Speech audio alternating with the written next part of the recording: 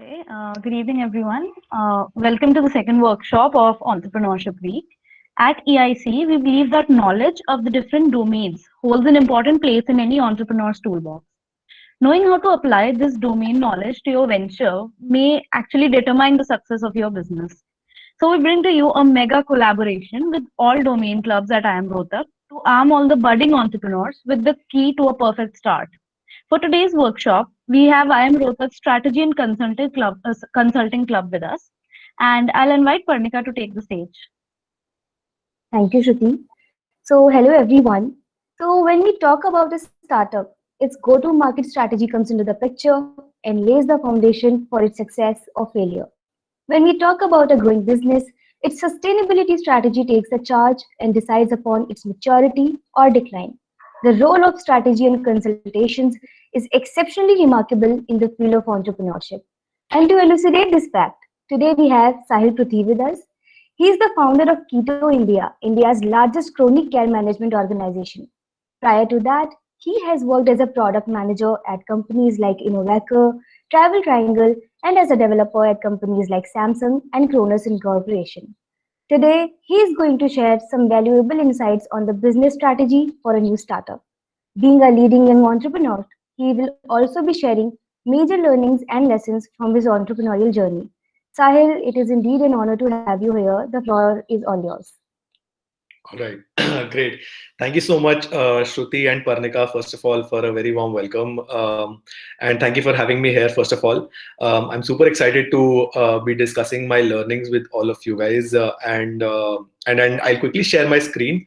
And I'd like to keep this very interactive, as in when I probably discuss my learnings. I've made a quick documentation or a quick PPT so that it's easier for you to understand things in structure. And from there, we can take things forward, yeah? All right, great.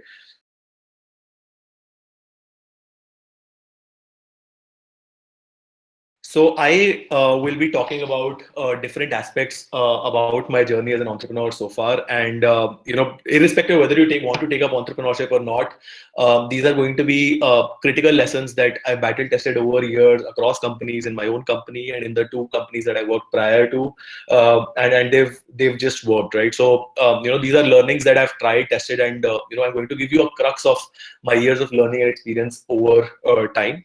But before I probably move on to that, as Parnika very rightly put, we are India's largest chronic care management company. I want to give you guys a quick idea about what we guys have been doing so far, and what is my story, and how did I ended up building this company in the first place, which is extremely critical for a lot of budding entrepreneurs from IIM Rohtak as well, right?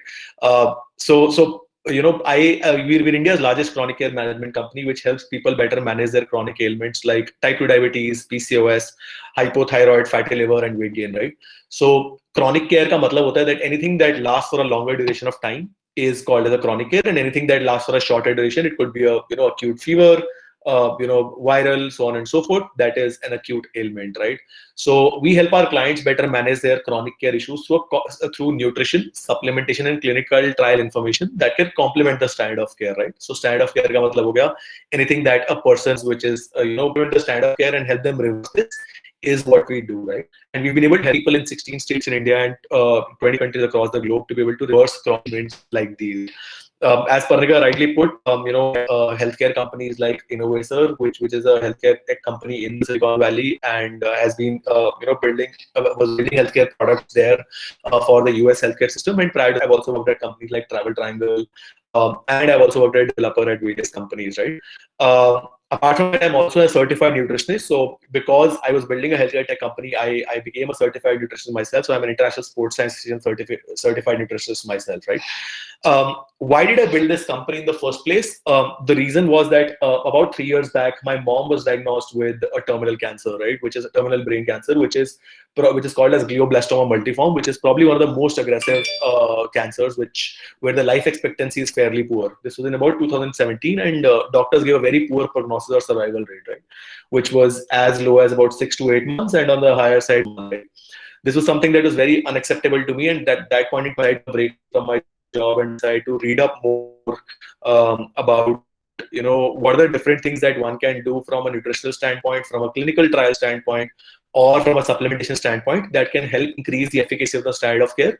And we tried a couple of nutrition things, supplementation, and because I'm an engineer myself from NSIT, I was being a very I was taking a very data-driven approach to be able to help my mom increase the efficacy of whatever treatment my doctors were putting her on, right? Through a combination of nutrition, supplementation, and clinical trials, it's been over 3.5 years, and my mom has had no recurrence of the disease whatsoever and she's still with us, right? Happy and healthy, right? At that point in time, I kind of realized that there is a huge gap in not just cancer care management, but chronic care management in general, where chronic ailments like PCOS or diabetes keep recurring in people because the core reason is not being taken care of. And I started an Instagram page, Keto India, where we were putting content as a hobby, and slowly began to get a few sales in. And once I had some amount of money coming in the system, I decided to go full throttle in this, right? We've been featured in various media publications over and over again about the kind of work that we've been doing so far. And it was an honor to be speaking at the Bharat Nutrition Week very recently, which is an initiative by Prime Minister Narendra Modi, where we talked about how to increase the efficacy of chronic care management, right? So I wanted to keep it very short and simple. While if you have any questions, you can always put them in the comment box. I will constantly keep switching on the Google Meet link so that it's easier for me to take any questions that you have. And I'll take them as and when needed, right? So I'll constantly keep trying switching there. Cool. So as I was saying that, it was prior, my mom was diagnosed with cancer, and, she had a very poor prognosis of the disease in about 2017. And at that point in time, I kind of realized there is a significant, need for incorporating nutrition, supplementation, and clinical trial information to be able to help my mom better improve the efficacy of the standard of care, right? So at that point in time, I had to quit my job and, take a certain leave and study healthcare in general so that I could help increase the efficacy of the standard of care for my mom, right? At that point in time, we kind of realized that, we had to incorporate nutrition, supplementation, and clinical trial information to be able to increase the efficacy. And in a disease where the prognosis of survival rate was as low as 6 to 8 months on the lower side, and about 14 to 16 months on a higher side, it's been about 3.5 years, and my mom has had continued clean scans over and over again, right? So at that point in time, I kind of realized the importance of nutrition and supplementation, not just in oncology, but in chronic care management in general, right? And at that point in time, I decided to, start Keto India as an Instagram page and as a hobby first, to just help people with their nutrition to be able to manage their chronic care issues first, and then basically, then build a business model around it, right? That was the reason why I was able to probably start, Keto India as a company, right? As I said, that we've been featured in various media publications over and over again, and about the kind of work that we've been doing. And it's been an honor to be published in the Bharat Nutrition Week, which is an initiative by Prime Minister Narendra Modi, where we spoke about the importance of nutrition, clinical trial, and supplementation, that can help in increasing the efficacy of the chronic care issues, right? In the next few slides, I'll give you my critical learnings that have been super helpful to me as an entrepreneur, and have helped me build my company not just from a 0 to 1 standpoint, but to be able to scale things up also over time, right? So these are strategies that I've learned in my previous companies, and I've learned new strategies in my own company as well, and they've just worked time and again, and then I'm sure it is going to be something that you're going to be able to find a value also. All right. The first thing, and a very important thing for you to figure out, is that what is the why of your problem, right? The first and a very critical thing where I see entrepreneurs go wrong in, which is why a lot of startups fail, is that they try to build technology or products first and try to fit it in the customer's life cycle, right? Which is actually the incorrect way to go about things, whereas it should be the other way around, which is you have to start with the customer first. Find a strong problem that you would like to solve in the user journey first, and then build products or technology around it, right? Or a service around it, right? And also try and figure out why are you the best person to be able to solve this problem. That's extremely critical, right? There could be various reasons why you could be the best person. It could be, do you have a strong personal story where where you probably understood the problem better than anybody else could? Do you have a skill set or a combination of skill sets which makes you the best person to be able to solve this problem? Or have you gone through this pain point in extremely high detail, and you understand things in really good detail around this problem, right? And most importantly, have you been able to figure out a business plan around this problem, right? Or a monetization framework around this problem, right? Once you're able to do that, this is a great structure to be able to figure out on whether you should start your entrepreneurial journey in the first place, right? What that means is that you can basically just use this as a framework, and it will massively help you out in the first place in terms of whether you should start a company in the first place, right? And then you can experiment with different kinds of ideas that you might have in mind, right? A strong problem statement, who is your user persona and what makes you the best person to be able to solve this problem, and most importantly, have you been able to figure out a business plan or a monetization framework around the problem that you're trying to solve? I'll give you a good structure in terms of how you should probably build a business plan also around any problem in a very basic manner, so that will be a great start for you as well, right? The next mistake, a very, very critical mistake that I see a lot of entrepreneurs do, is that they are not able to find their ideal buyer persona. All right, which means that because they end up building before they sell, they are not able to understand their customer well, which is why we look down upon sales as an option in general, or as a career in general. We are not taught to sell really well in good detail, right? Which is why we end up, as I said, building products first, and then we try to fit it in the customer's life cycle. And the first thing that I did when I quit my job and started my own company was to become a very humble business development manager and started to sell it to customers for real before I moved on to build anything, right? It was just an Instagram page, a lead generation form on the Instagram page where we would put content, and I would expect people to fill in the form, and I would do sales calls myself over and over again. I did the initial 150 sales by myself. And what that helped me do was that it was able to help me build an ideal buyer persona, right? Now, what is a buyer persona? I put it in a very simple manner. It is a one-liner statement which can help you even close your eyes and figure out who is the person who you're trying to sell to. And are you able to build that in the first place, right?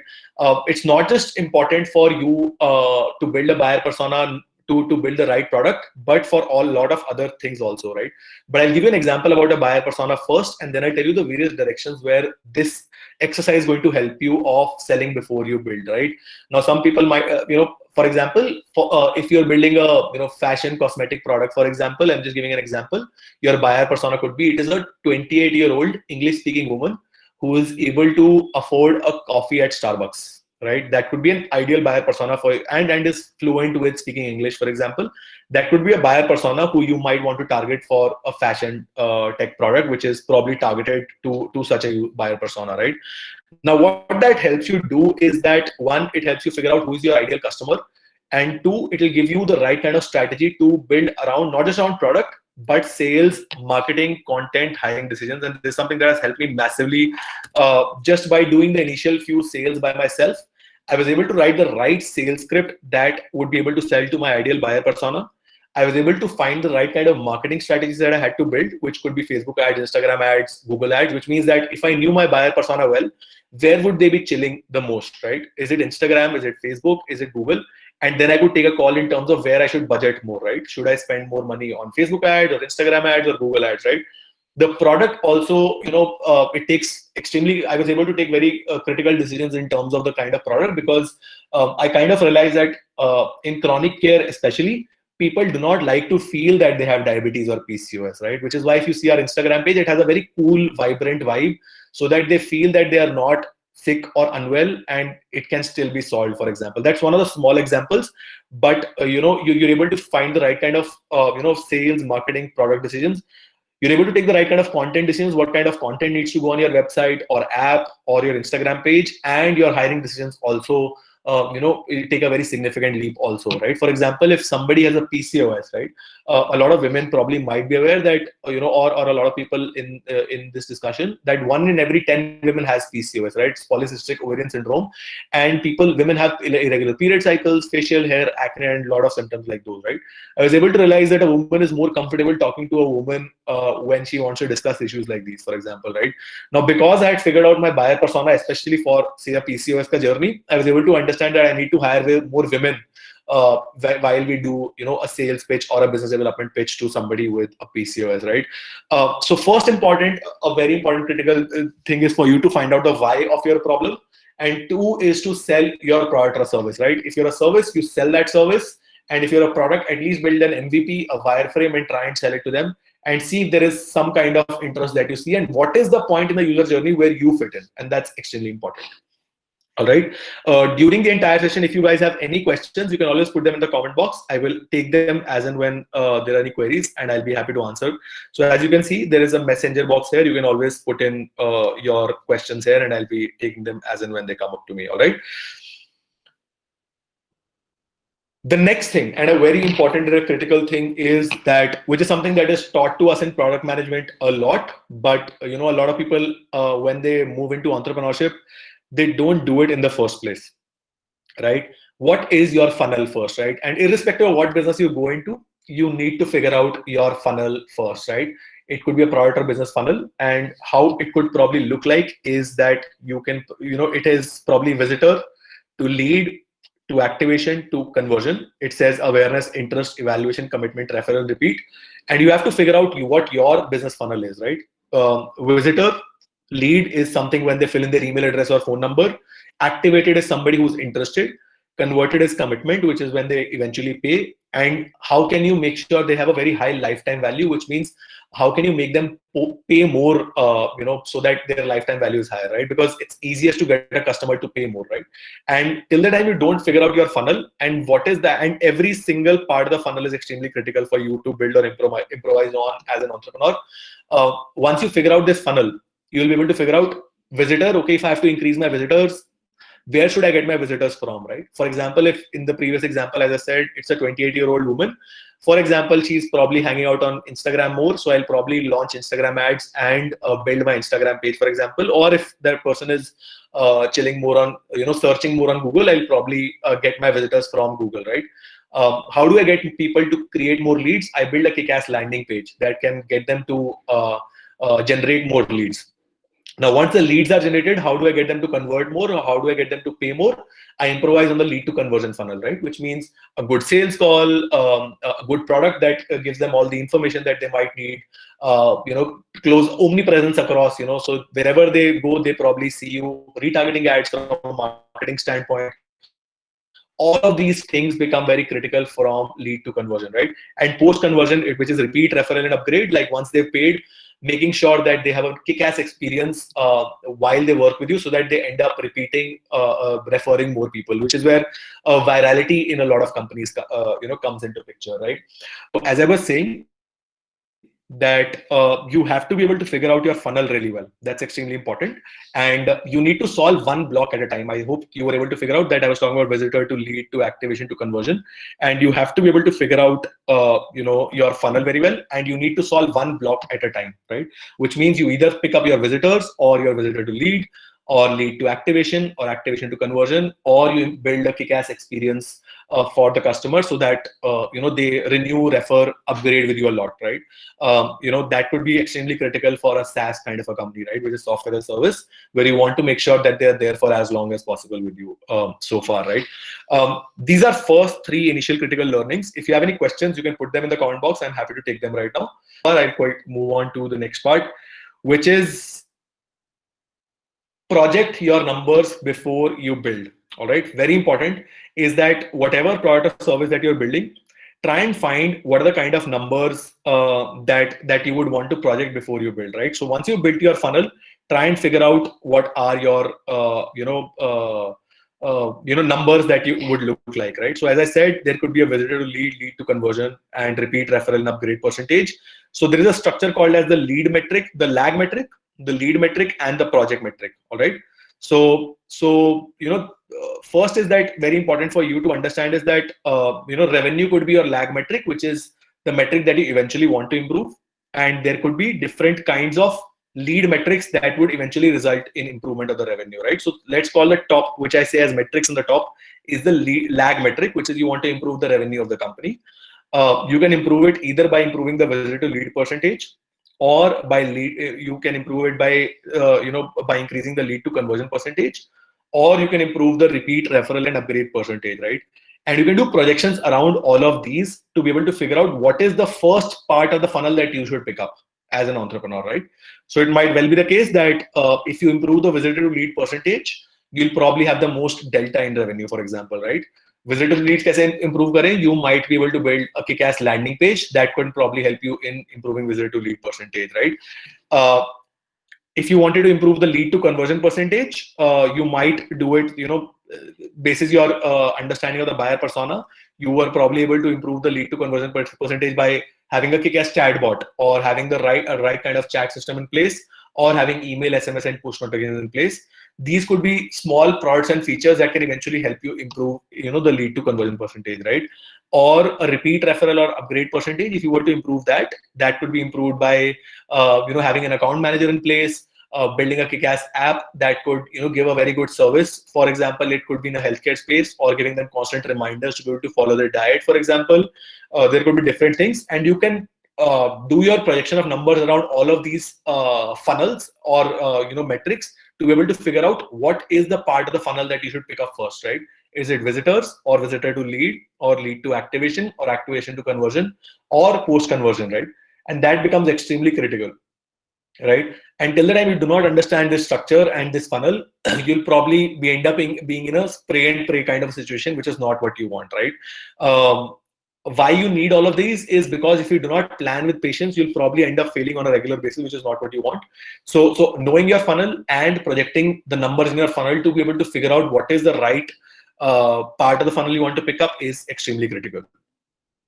All right. How do you project? There are three critical or core means how you can project the numbers. It is either by competitor analysis or existing products and services. You can do competitor analysis in terms of, is there anybody else who's similar in space in India or outside India, for example, and have done some kind of numbers, and there is some kind of relatability in my problem statement? Or are there existing products and services which I've already built that is probably for a slightly advanced stage kind of a company? Or it could be just a plain simple guesstimate, which I might have to do for starters if it is a completely new space that I'm trying to explore, right? So these are the three kind of strategies that you can basically build. And most importantly, you have to come up with a single line statement like this, right? We'll be able to help you, we will improve the visitor to lead percentage by X% in Y months for the mobile site, which will consequently result in an improvement in the revenue by Z%, right? And once you do this projection for different kinds, so it could be for visitor to lead to activation, for lead to conversion, or for repeat referral and upgrade, you will find what is the part of the funnel basis your projection that works the best in terms of eventually improving the revenue. And you can say, this is the battle that I'm going to pick first for starters, right? Extremely important. Okay, so Utsav is asking, who was the first person you consulted on getting this idea? All right. So I had spoken to a lot of naturopath oncologists, a lot of doctors, a lot of integrative oncologists. So Patrice Surley was the first naturopath oncologist who I worked with. She has over 15 years of experience in naturopath oncology, and that is where I kind of understood in terms of this being a big space open, right? So that is where I got this idea. But then I had to speak to a huge number of people. It was not just one person. I had spoken to a lot of people in the process, right? The next question is coming from Ujasvi, who's asking, sir, did you sell your actual product in initial stages of the page, or just anything to test the buyers, right?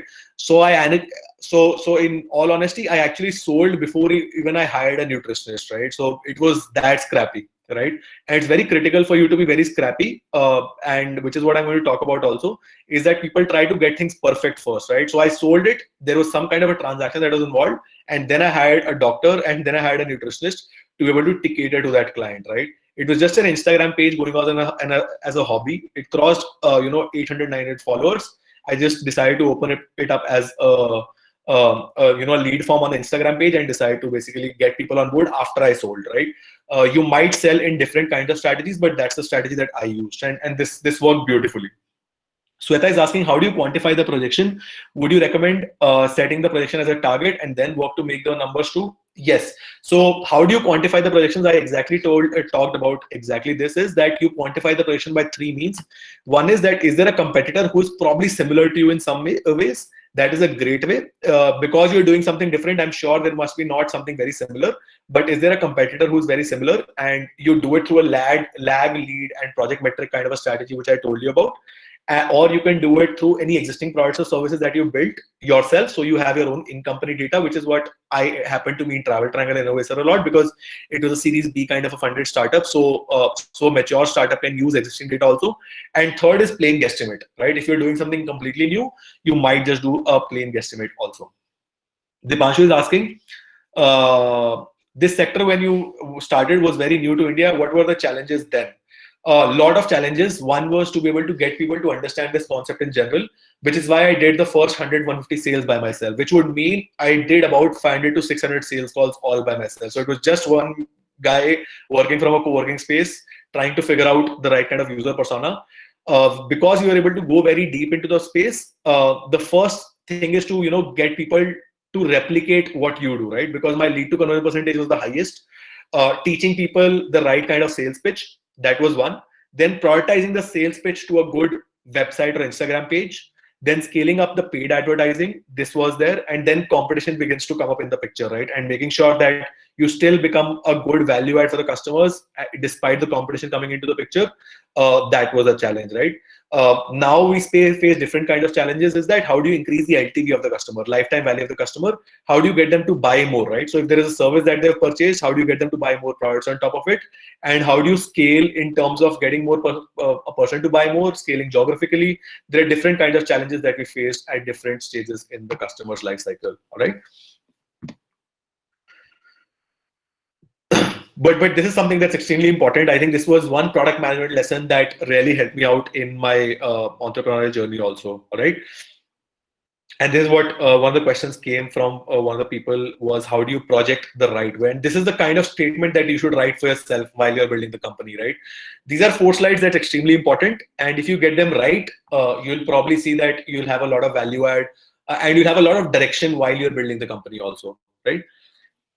Once you've done all of these exercises, then you can move on to deciding what are the features or how are the, what and how. So what we've decided, we've worked about the why. We've discussed about the why in good detail. Then you discuss the what and how. What is it that you're going to build? How are you going to build? And what are the features and products and services that you're going to build in the customer's life cycle? Because you figured out the buyer persona, you know where you fit in, and then you build products, features, and services around this, right? Now this becomes a very complex topic in itself, but but just to say, put into perspective that as an entrepreneur, what is the value proposition that you want to build, and will it be tech first, service first, or will tech be an enabler? All of that comes in exactly in this picture, right? And that is what you map to the buyer persona and everything that I told you in the slides prior. All right. Next thing is prioritize. Very important. So as I said, that once you figured out your lag metrics and lead metrics, right? You figure out what is the part of the funnel that you want to build in first, and then you prioritize what is the order in which you will pick up your tasks, products, and features, right? You can decide an order, and you can call every feature product as either a necessary feature. Necessary ka matlab hota hai anything that will drive revenue, for example, or something that is extremely critical to your company, right? That is what I call as a necessary feature, right? Hygiene is product flows or business flows that are extremely important. For example, in a healthcare company, we need to make sure that we have very detailed terms and conditions, refund cancellation policy. These are all hygiene features that need to be built on a regular basis, right? And experiments. And it is these experiments that will result in disruption in the company, right? So typically, I recommend you doing about 60% of necessary features while you're building any kind of a company. About 20% of your time, 15% of your time should go in hygiene features, and 25% of your time should go in building experiments, right? Because experiments will bring in disruption. Necessary will make sure that the company has a certain revenue number that is going on.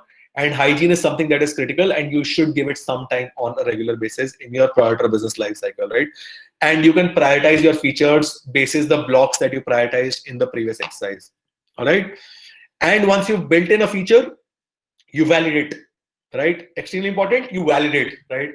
So I've seen entrepreneurs go wrong in 2 parts a lot. We are very good with execution because that's what we are taught. But one, we do not plan properly, which is what I try to teach you in the initial slides. And second is that once you build something, we do not have the habit of validating what we built or whether it worked in the first place or not, right? Which means we have to spend a lot of time in terms of whether our hypothesis or what we projected came out to be right or not, right? If I projected that my visitor to lead percentage will improve by 1.5% in 3 months, did it improve or did it not improve? And if it did not improve, why did it not improve, right? A good entrepreneur will not just succeed well, but he will fail well also, right? I repeat, a good entrepreneur will not just succeed well, but he will fail well also. That is, if you fail in a certain experiment, you will know why you failed, because you did your prioritization and your projection well enough. And when you moved on to validation, you had certain projections in place in advance, right? And then you would know whether your projection was correct in the first place or not, right? And that becomes extremely critical. All right. So make sure that you validate also, right? So these were the initial steps that typically helped me really structure the problem well, and made sure that I was not able to just to generate revenue, but also scale my revenues on a consistent basis, and make sure that we were way ahead of the competition on a regular basis. All right. I'll just see if there are any questions. Did you go through everything phase? So Rastra is asking, did you go through the phase when everything did not work as per planned strategy? If yes, how did you cope up? Right. So initially things worked well, because I was very clear in terms of what was the user persona that I was building. Right. I had built my one-liner statement in good detail, and that really helped me in terms of finding the right kind of people who would fit in my buyer persona well, which is why I was able to get the platform right. Right. I began to fail or began to find problems when I had to scale things up, get to new user personas or get new offerings. That was where we probably did not succeed on occasions. But what we would do is that we exactly knew what we were trying to do, and we knew why we would fail, for example, right? And that is extremely important, right? If you do not know why you are building a feature and why it would succeed and why would it fail, if you know there's a certain possibility of failing and why it would fail, you'll fail well. But if you do not know why you would fail in the first place, you'll probably just be spraying and praying, right? Which is why it's very important for you to figure out that, right? So in the initial phases, just answering your question, Rastra, initial stages things worked well because you're new, you're fresh, and you're doing everything yourselves. But when things up, there is a certain possibility of failing. And I would always hedge my bets in terms of my tasks, which is why I said that 60% of my necessary tasks. So that will always knew that that will keep bumping up the revenue on a regular basis. My experiments, about 50% of them would succeed, or 50% would fail. The ones that would fail, we would probably scrap them off, and the experiments that would succeed, we would move them to the necessary part, right? That means that it's time to scale up those experiments. And the ones that failed, we would say that, okay, we've got learnings, we would find new experiment and that's the right way to cope up, right? So the experiments would slowly move on to necessary, and that's very important. All right. Any other questions that you have, you can quickly put them here. I'll take them as and when they come. All right. Cool. All right. So I will now move on to a few important learnings. So these were pure product and business and strategy learnings that I wanted to share with you all, that that should be supremely helpful for you if you want to take up entrepreneurship as a career, right? And it's something that I've seen a lot of my entrepreneur friends go wrong in, and I've seen them make those mistakes. Even well-funded startups end up making a lot of these mistakes. So I would make sure these should be supremely helpful learnings that you can take away from this session, right? The first thing is that you should know how to leverage ads, right? The first thing that I see a lot of entrepreneurs or content creators or product builders go wrong in is that they think that because they have a kick-ass product or service, people will come to them running to get their product or service, right? Which is not correct, right? You have to be initially, what we typically, I've seen people do is that people end up just asking their friends to like their Facebook page, follow them on Instagram. But people who know you will quite likely not buy a product or a service. And that's what my learning has been. People who probably are strangers are more likely to buy a product and service. And if you want to build something that is scalable, you have to get strangers to buy your product or service in the first place, right? And the first place that you should start is leveraging Facebook, Instagram, and Google ads. Very, very important. Or YouTube ads, or whatever ads, or Quora ads, or LinkedIn ads. And which is where the first step becomes very important. If you figured out your buyer persona, if you know where your user is chilling or searching for your product or service, you launch your ads there, right? And let your idea of product or service to breathe in front of that audience. And that is extremely important, right? That is learning number one, is to leverage ads. Paid advertising is beautiful. I think it gets you customers and it gets your idea to breathe at good scale, and gets you to speak to strangers in terms of whether your idea works or not, right? You can get a good landing page builder, ClickFunnels or Hype Pages or an Unbounce, quickly build a quick landing page, get your idea to breathe through a Facebook, Instagram ad, do a bit of sales calls, get a few sales, and you'll figure out what is very important. The next thing is that if you have too many ideas and you don't know which one will work and which one will not, do your projections as I told you, and then experiment, right? A/B test, right? What we think that, because I'm just too clouded with a huge number of ideas that are coming to me, people do not project their ideas well. And if you think that there are two ideas that I think can work, you can experiment. You can experiment in terms of ads, you can experiment in terms of product, and see what works and what does not work, right? You can split test. Split test ka matlab hai that you might show the same product or service to 1,000 people, could be a separate product, and the other 1,000 could be a separate product or service, and figure out what sells and what does not sell, and see if you can achieve statistical significance or find better revenue numbers, right? Experimentation and being good in terms of experiment is a very critical feature that will help you grow as a company, which is what I told about in the previous slides also, right? If you do not have an answer, experiment. And the more you have the nature in terms of experimenting well, the better you will grow. The next thing which I realized was that, when we are employees in company, we used to doing just one thing, and we do not have a gratitude in doing any other skill set, for example, right? But when I moved to entrepreneurship, I kind of realized that the magic happens not by just one skill, but by a combination of skills combined together that can create magic, right? For example, my strengths are that, one, I have product management background, which really helps me understand tech, business, and design in general. Then I would understand healthcare. And I am, for example, creative as a person because I like writing, poetry, humor, about entrepreneurship, product management, right? So my combination of product, healthcare, creativity was able to help me drive the right kind of magic that the company needed, right? The more you, and I could sell well also, right? That means that I could understand how to sell one-to-one and one-to-N, for example, right? And these skills combined together could help me build a company, for example, right? So the more generalist you are, the better it is for you to scale as a company. And as you will see that as your company evolves, just being a techie or just being a marketing manager or just being a business development manager will not serve the purpose. You're quite likely going to switch roles irrespective of whether you have a co-founder or not, right? Your co-founder might be bringing in certain skill sets to the table, but you'll see that you will need to have more skill set than just one that will eventually help you create magic. So have a generalist kind of an attitude that will help you really build a lot of things in good detail, right? So that's a very important learning that I had in my entrepreneurial journey. The next thing is that, which is something that I also did initially, was that we think that because we know our business plan the best, we know our business model the best, we should ideally be doing everything, right? And what we do is that we don't end up hiring enough people, right? That's a wrong approach to go about, right? Once you've seen or achieved a task or a process in a funnel which you've been able to figure out well enough, delegate it, hire as much as possible, so that you should ideally work to build a company where you are not in the picture eventually, right? So what I try to do is, which is what one of my mentors told me, was that always try to visualize the company in a way where you are not there in the picture, all right? And that really helps me figure out that whatever vertical that I'm picking as a vertical, I'll make sure that it reaches a certain level of automation, and I should be able to hire enough people so that they are the ones building it and I can move on to the next step, right?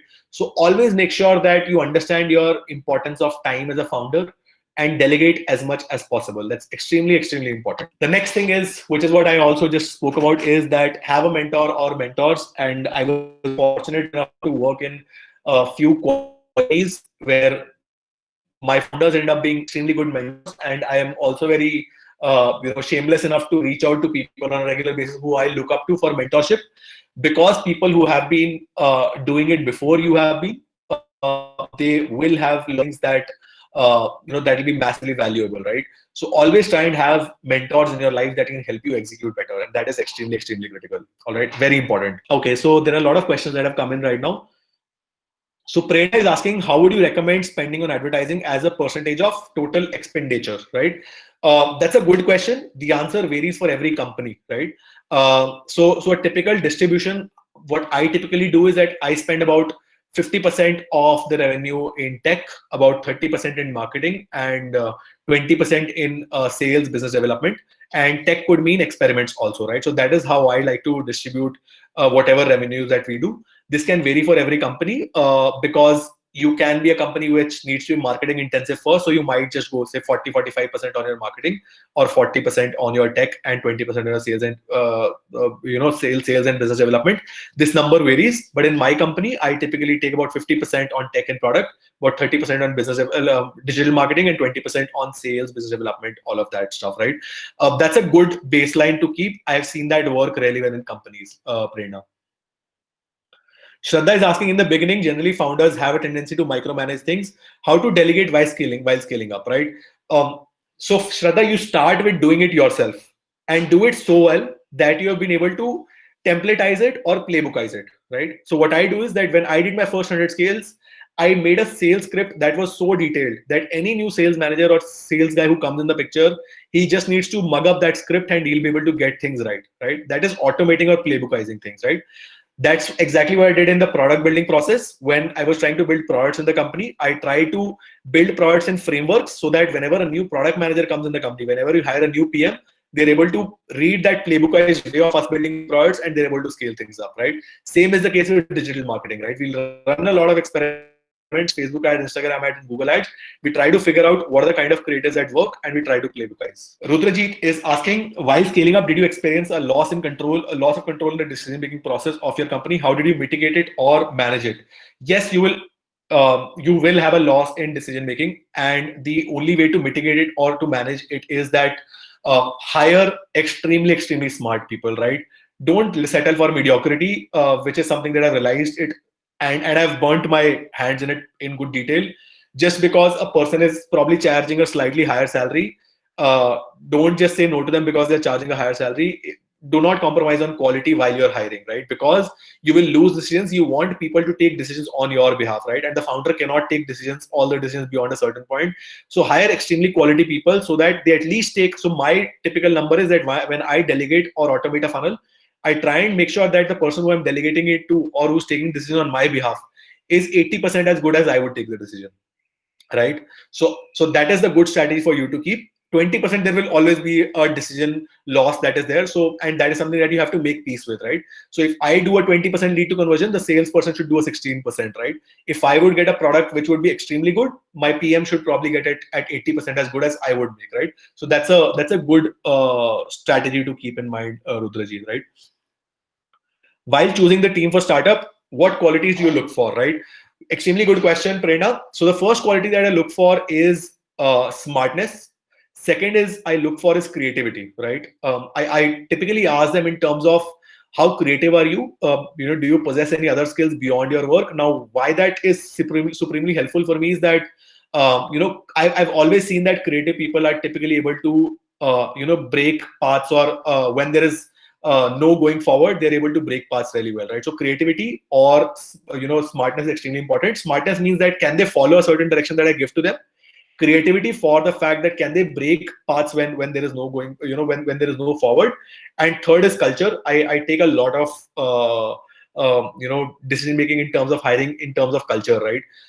That is non-negotiable. I might compromise on one and two a bit, but I do not compromise on culture a lot, because one or two bad employees in the company can ruin the culture massively, right? And that is something that I've seen also, that one or two mediocre employees, or there's always going to be few people who are probably going to gossip. So you want to make sure that you get the right kind of culture fit, because the initial 10-20 employees will set the baseline of people who will scale up, right? We have people from the best companies who have joined us, but they've joined us because of the strong culture that we were able to build in the company, right?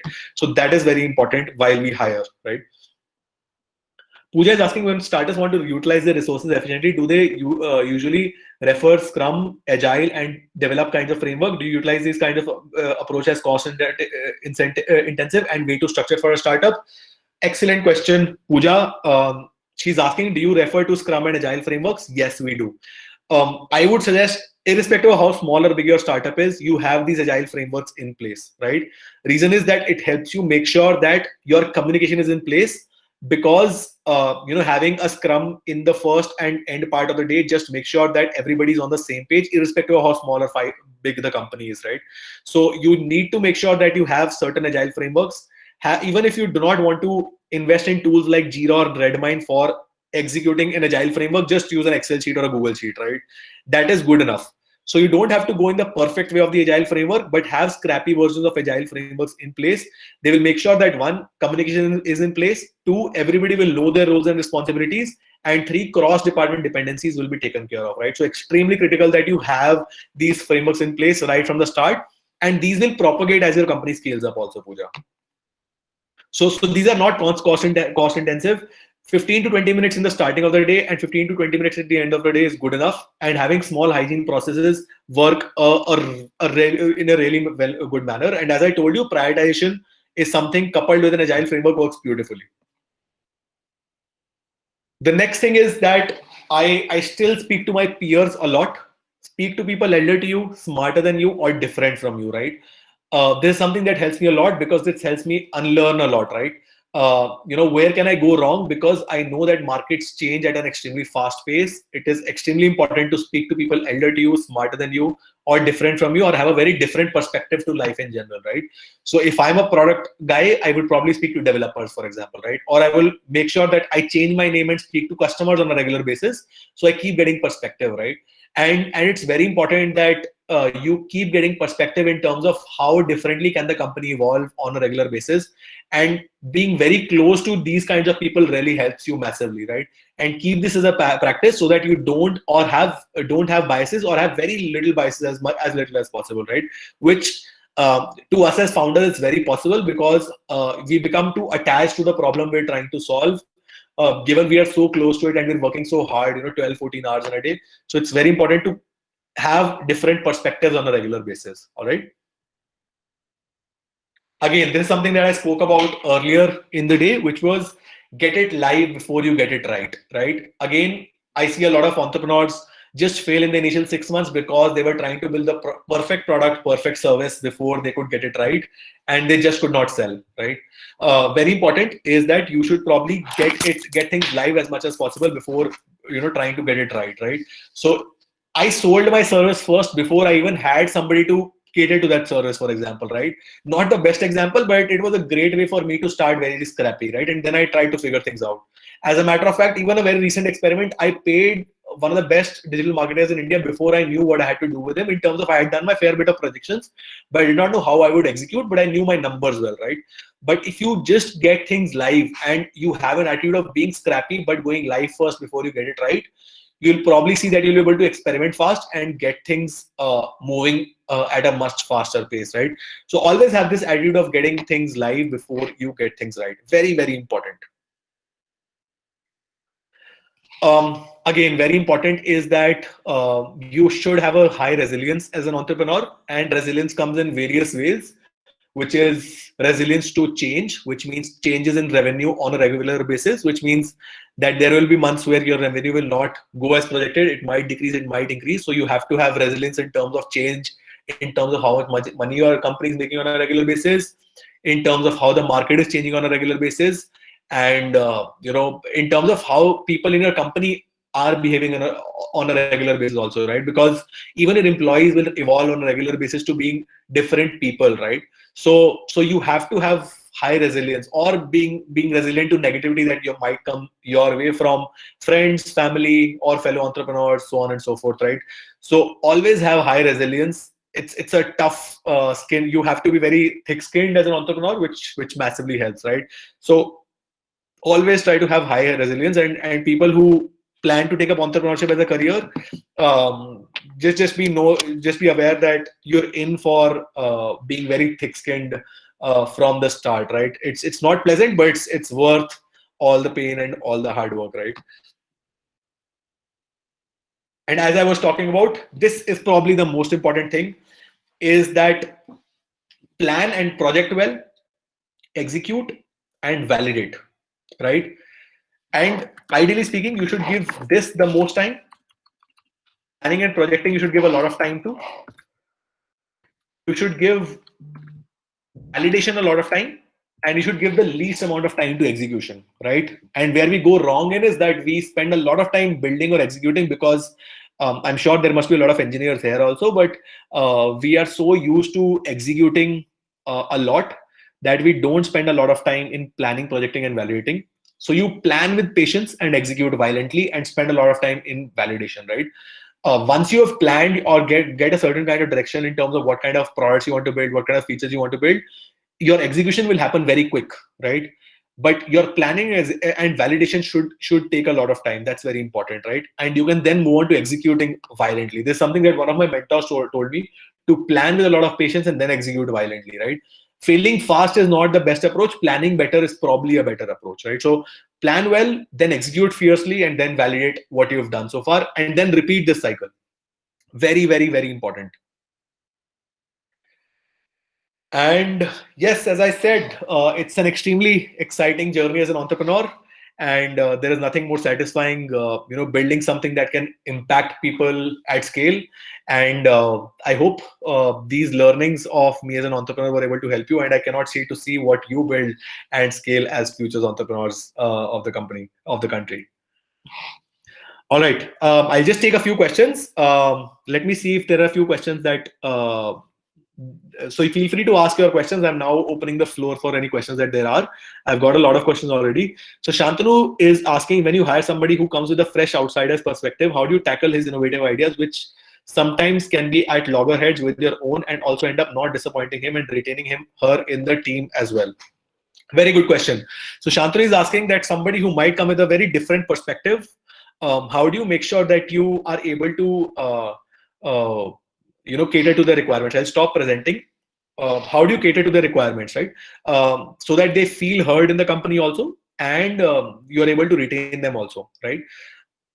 There is a very simple policy that I've given to my colleagues or employees in my team, is that one, before you implement anything new in an existing setup, the existing setup is there in the company because of a certain reason, and there is a long story behind it, right?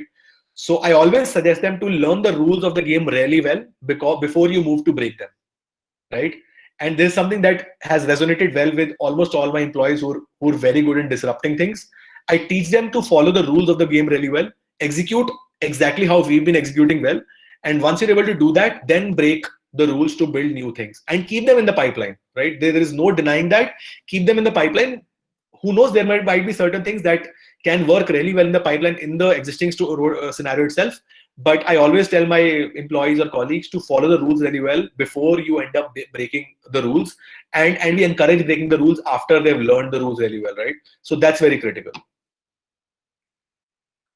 Pranuti is asking, you started with a job first and then created your venture. How was the transition like from an employee to an entrepreneur? So the transition firstly was very hard, right? That was the toughest part, to leave a. So I was making very good money and I was going to hire in good IIMs myself. It was a fantastic journey as a product manager, but I quit my job exactly before my appraisal cycle was there and before I had, a lot of on-sites planned anyway, right? So I kind of knew that the more I stay here, the harder it's going to get with time. So the transition bit was very hard because, after a certain point in time, there is a lot of baggage that we collect over time by working as an employee, right? Having said that, my learning as an employee helped me massively in my entrepreneurial journey. If I had not worked in two really good startups, I would have failed big time, right? Because I had seen a company be from a setup to scale up stage in two really good companies in Travel Triangle and Innovator. I was able to take those learnings and combine them, which is where my generalist or combination of different skill sets came into picture. So from moving from an employee to an entrepreneur is probably the toughest thing. Even if you probably, which is what I always recommend, is that if you do not have enough skill sets, always look for good bosses before good brands, right? And I always used to see who is the boss who's going to help me massively, and my employers have become my mentors right now in my journey, right? So my learnings really helped me. The transition was hard, but once you probably get into the system, I was making it a point that the biggest challenge, which was that I didn't want to be a company that was not making money at all. So I was being very aggressive in terms of making sales, so that when the money keeps coming in the system, you are encouraged as an entrepreneur, right? So in a lot of cases, people don't make money for 6 months, 1 year. That can result in a lot of anxiety. So that's what I did not want. So I made sure that there was money that was constantly coming in the system, and that I could put back in the business, right? So I've not had to take any funding, external funding, and we've been able to constantly grow as a company. And that makes sure that you are able to build a company on your own terms, and that's there, right? That could be different for different people. So say, for example, if you're in a capital intensive business, you might want to go and raise money straight up, right? But I wanted to build well, scale up well, understand my buyer persona, and then move on to raising money, if at all. But that's how I transitioned from an employee to an entrepreneur. Ankit is asking, while starting up a company related to chronic care, what were the major challenges you faced while pertaining to Indian audience? How do entrepreneurs bring evolution in consumer behaviors, right? I'll take the second question first, is that you do not bring evolution in consumer behaviors first, right? Asking a user to, so that is something that, so there are two kinds of things. That one is that there are companies that fit in the existing consumer life cycle. They are the easiest to build and scale, right? If you try to change consumer behavior completely, it is extremely hard. It is ridiculously hard, right? You might be able to do it, but you might need a lot of maturity, right? And that is hard to do. If you want to build something that scales, which is what I've seen a lot of investors love also, that the more you're trying to, the more your product or service fits in the existing consumer journey or consumer behavior, it's more likely to succeed. For example, as I said, I don't see that you do. We don't say that you do not go to the doctor that you're going to, right? We say that you go to the doctor, but we will help you complement the standard of care. That's a very important part of the problem statement that we're trying to solve. If you say that you do not go to the doctor, that suddenly results in a lot of friction in the mind of the consumer in terms of changing consumer behavior, and that's a tough nut to crack, right? You might be able to do it, but then you need a lot of capital, lot of convincing, a lot of marketing spends to be able to ask people to completely behave differently from what they're used to behaving, for example, right? And the first question is, what are the major challenges that you faced pertaining to the Indian audience? I think, the major challenges that you face is, one is that scaling up your sales and product. That's very important. And second is that because our ticket size is high, Indian customer is not very accustomed to sell through product itself, right? And I am a very strong believer that the more things sell through product itself, which means that you're able to sell through a website or app, the better it is, right? So right now, the major challenge that we're facing is that how do you minimize the dependency of sales in the company and just have the dependency of the product, which we've been able to do a good job at, but we want to keep getting better at this. This is the major challenge, which I'm sure a lot of entrepreneurs will face also in the D2C space, which is direct to consumer space, right? Greatest learning from your riskiest experiment, right? This was the riskiest experiment that we did. We spent a lot of marketing spends recently where we were trying to get people to join us on a webinar. So I wanted to completely remove sales from the system, right? That was my goal. And what I did was that we spent a lot of marketing spends to get on a webinar. For example, if this could be a webinar, and I did a webinar for 4 or 5 days, and then I would upsell them the core product or service so that I could be in a one-to-one kind of a setup, right? A webinar kind of setup. And if I was able to succeed here, I would probably be able to, scale this up as a product, for example, right? And I would be able to get people, to pay me for the webinar first, a 499 rupee product first, and then upsell something for a 9K, 10K, for example, right? My greatest learning was that if you're able to get people and we were able to succeed really well, it was risky because it needed a lot of marketing spends. But my major learning was that if you're able to get people who are comfortable transacting with you, it's easier to them, to upsell them, right? So, people typically do a freemium plus converting kind of a thing. But if you get people to pay you a small ticket size first to get you to trust them, and then underprice and over deliver on the initial lead magnet, and then upsell them, the company scales massively. All right. At times we plan well, we execute well, but we do not get results as expected. How do we keep up with motivation of continuing? Which is why I always say that you divide your products or features into 3 buckets, which is necessary, hygiene, and experiments, right? Give experiments only 25% of your time. So the necessary ones are also constantly moving the needle, right? Which is why I said my necessary bucket was always getting revenue, and I was making sure that I was getting a constant revenue flow, and the disruption is always happening in 25%. So the revenue growth in my necessary is moving as budgets to my experiment feature. So the experiment that works, that is revenue well spent, it moves to my necessary bucket, and the experiment that does not work, it fails, it's fine, right? So if you only are experimenting in your 100% bandwidth, you will lose motivation. But if you build things that you know will work well, you will constantly have motivation to grow as a company. All right. You had an engineering education and had no formal management education. What role do you think management education plays while starting a business? Very good question. I was very lucky to have people from the best B schools work with me in the companies that I was working with, right? Because I became a product manager when I was 22, right? And at that point in time, product manager was not even a very famous career or a very sought after career at that point in time. And people who only had like 5-6 years of experience would take up product management, right? I was very lucky and product management is a fantastic career for you to learn marketing, business, technology, which was a mix of scrappy and process, right? And I joined a company, Travel Triangle, at a point where it had raised Series B, which was $8 million, and that company was just about to scale up. And that was a fantastic space where I was not just able to learn scrappy ways of building, but learn process from people from the best IIMs, ISB, right? And so I was able to learn not just process, but learn mix of scrappy and process together. And that was fantastic, right? And as the company gained maturity, I was able to process things well, right? And because I was always very hungry to learn in startups, I moved on to another startup called Innovaser, which had again raised a series B of about $25 million. And I was again able to get a mix of scrappy and process really well, right?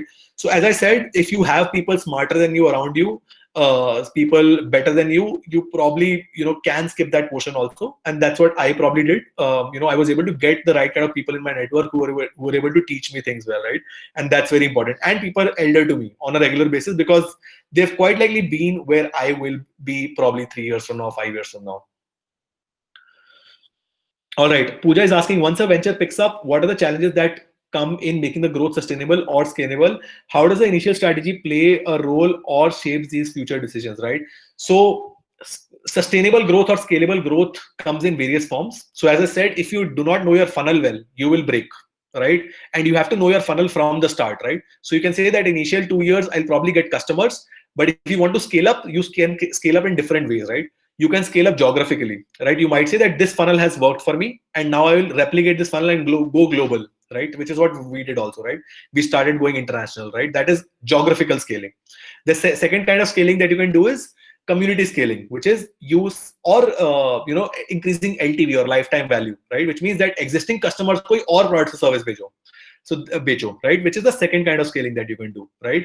And the third is that you introduce new product and services which can capture new customers. That is the third kind of scaling that you can do. And fourth and very important is ecosystem building, right? Or community building. So you can build communities, and because when people start to talk to each other, that's a very strong moat that you build around your company, right? So when people start to talk to each other about your product and service, it's a massive virality, which is why if you see, once we've come on Instagram, it's very hard for us to move to another platform, which takes us back to one of the questions that Ankit had asked. It's very hard to change customer behaviors to ask people to now post content or pictures on other platform versus Instagram, for example, because we have become so accustomed. Or WhatsApp, for example, we don't chat beyond WhatsApp because we don't want to move to Telegram, because we built a community that talks to each other on a certain platform, right? So you should always try to find ways to build communities as well, right? So these are the typical ways that you can do to make sure that you constantly keep building moats around your company and around yourself that can massively help you, grow and scale the company on a regular basis. Ojasvi, how did you find your mentors? Very good question. I have multiple ways to find mentors. One is that, from my prior companies, my previous employers, because they've seen me work, they vouch for my quality of work and they're okay with giving time to me. And that is very important. Second is LinkedIn. I reach out to people on LinkedIn, and I don't ask them to mentor me. I offer value to them first, right? So I ask them, is there any way that I can add value to your life? And that is something that's the most important sales skill that I can probably tell you. Do not ask people to transact with you from the word go. Always make sure that you bring infinite value to them, change their life completely, or make sure that you add enough value to their life before you ask for value from them, right? And in all likelihood, people will offer value to you if you have offered enough value to them, right? Even if you think that you're not good enough, at least offer, and you will see that there are things that in your experience that will be valuable to other people, right? So, some of the best mentors that I've had so far have been just because that I was just able to get on a call with them, speak to them on video chat, and I was able to help them with their own businesses that they were running. Even if they were 40, 45 years of age or 50 years of age, they're probably 20, 25 years elder to me. They were able to find value in what I was telling to them, and they felt that, hey, this person is good enough for me to give time to this person, and that is what helped me get, make them mentor me, and that's a good way to get them to transact emotionally as well, right? And that's a great way to do. So I use LinkedIn a lot, and I ask genuine questions. And whenever you reach out to people, don't reach out just essay, reach out to them with context, right? So if you think that this person can become my mentor, tell them that, hey, I took up your course on a certain website and I really loved it, and I would want to speak to you and see if I can add value to your life, for example, right? And in all likelihood, if you just cold outreach to people will not reply. a copy-pasted message does not work. Good copywritten messages work, right? Which means you have to spend a lot of time giving context to people before you reach out to them, right? If you should take their course, you should know about what they've been doing so far, and when you go to them with context, the person like, hey, this person has generally spent some time reading about me before they probably reached out to me, and he's still not asking anything from me. He's still offering me something, right? So there is no harm for me to probably give them 15 minutes of my time, right? And that's where you probably show them that you're good enough to be able to for them to give value to you. Ojasvi, you found your first mentors like this. My first mentors came to me from Travel Triangle, right? I aped my mentors. So in Travel Triangle, I was lucky enough to find 5-6 mentors, and what I did was that my product head, my director of products, my CPO, and my COO, I would just spend as much time as possible with them, and I would ape them. Exactly, copy paste, learn how they thought, learn how they executed, and ape them completely in 2.5 years, right? I did not move to any company, irrespective of they were offering me 2x salary, 2.5x salary. I did not care, but I wanted to just copy paste how they were executing because I was just focusing on that first. When I left the company, I had given so much value that they were still kind enough to offer value to me after I had left the company, right? And same was the case in Innovator also. Because I had become reasonably experienced as a PM then, Innovator I was able to give a lot more value before I had to ask, and my employers were able to give a lot of value at that point in time. So my first mentors came from Travel Triangle, then from Innovator, and during the entire process, I keep reaching out to people on a regular basis who I think will be able to add value to me. And even for that, I have a buyer persona or a user persona in my head, right? So my user persona is probably a 45 to 50-year-old person who's probably run 1 or 2 companies, has either sold them or has been able to drive them to profitability.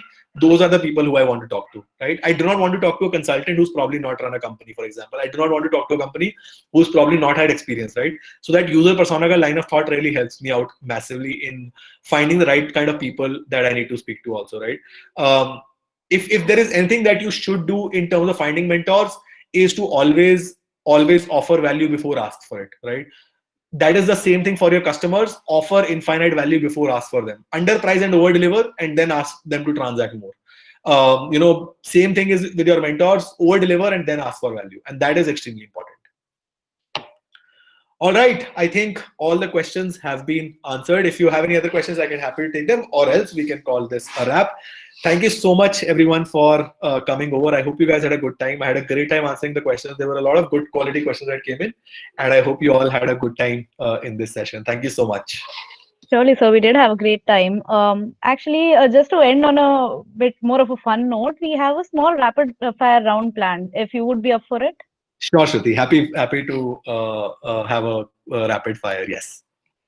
Okay, so I'll ask you questions, and you'd need to answer them in about a few words or a sentence, and Okay. you'll get around 20 seconds for each question. 20 seconds, is it? Yeah. All right. Sure, Shweta. So, all right, we'll just start now. Describe your startup in 2 words. Chronic care. One thing you'd tell your 18-year-old self. Experiment more. What is your favorite book for startup enthusiasts? The Power of Habit and Hooked by Nir Eyal. Power of Habit by Charles Duhigg and Hooked by Nir Eyal. Yeah, that's a great book. I've actually read that. Yeah. You wouldn't be the same without. Without my mom. I think in terms of the value, in terms of culture, and in terms of brains, I think my mom has probably provided the maximum value in my life. So that would be my answer. Not just in terms of the story that I told you, but in terms of the kind of value that has come to me. So yeah. I think that might be true for a lot of people actually. What is something that you cannot do? Legal and finance work. I hate it. So I hate filing taxes. I hate legal work.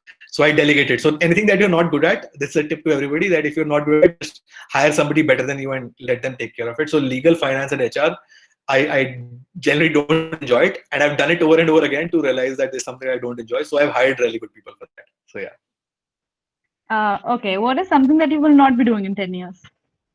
I will not be executing a lot. I'll probably be in process and strategy. And what I will be doing is I'll probably spend a lot more time in creating things.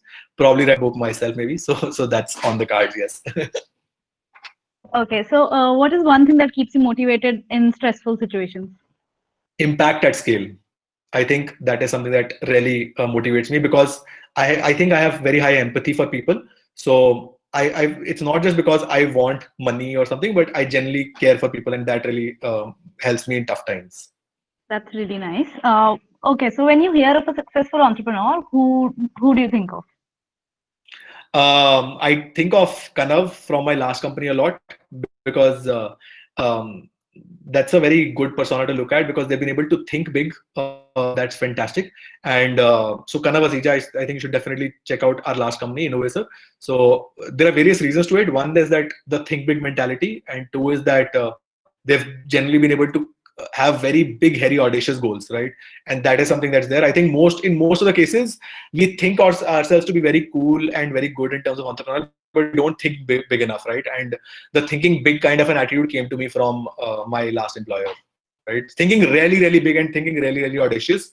In most cases, if I tell somebody to probably spend $2 million, we'll probably not be able to spend $2 million in the first place, right? So that's something that really helped me out. Okay, I'll ask just one last question. What is the best advice that you have ever received?